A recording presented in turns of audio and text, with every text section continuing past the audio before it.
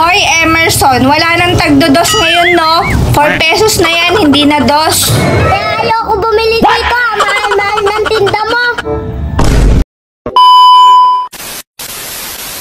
Aba, at piloso po itong lintik na to? Eh bakit ka pa nagtindaan kung ayaw mo bibilang ka?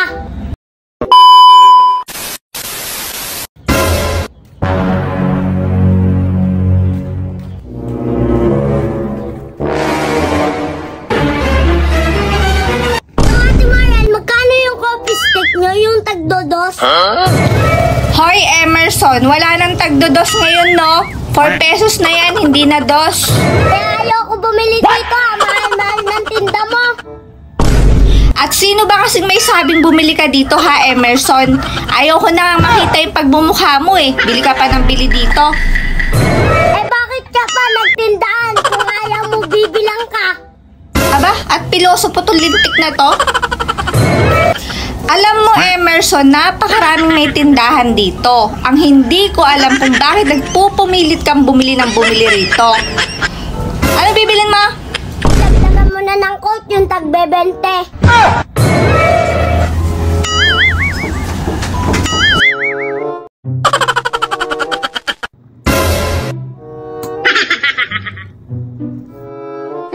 Ginagawa mo.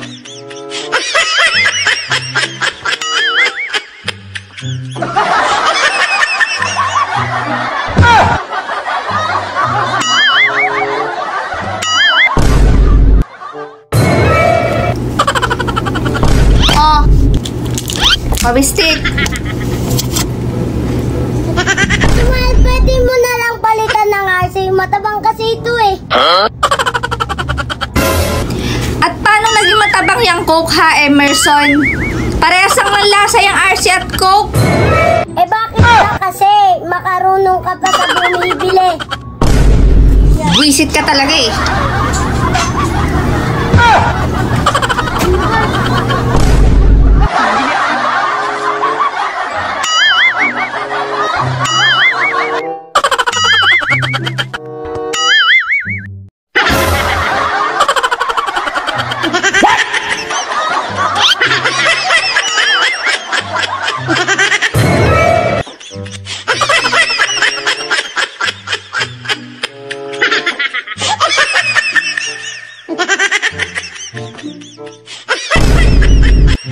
Ginagawa mo.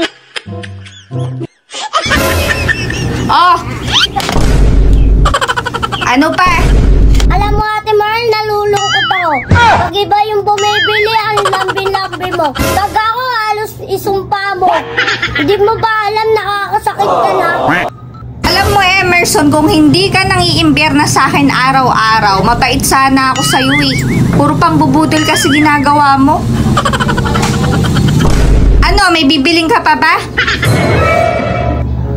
Ito bayad ko Ate Marian. Wala na, busog na ako.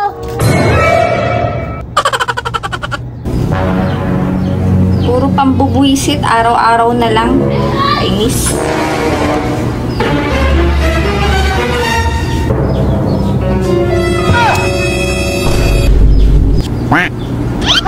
Lintik talaga.